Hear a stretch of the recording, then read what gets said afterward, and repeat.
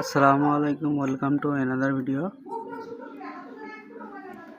তো আমার এই ইউটিউব চ্যানেলটা যারা ফলো করেন তারা এই গাছটার কথা বলতে পারবেন। তো দেখুন আমার গাছটা কত সুন্দর হয়েছে, হালকা হালকা ঘাস হয়েছে।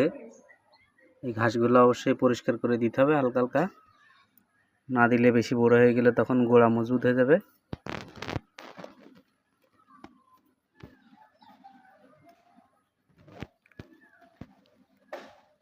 তো গাছটার চেহারা দেখুন কত সুন্দর, অনেক ভালো হয়েছে।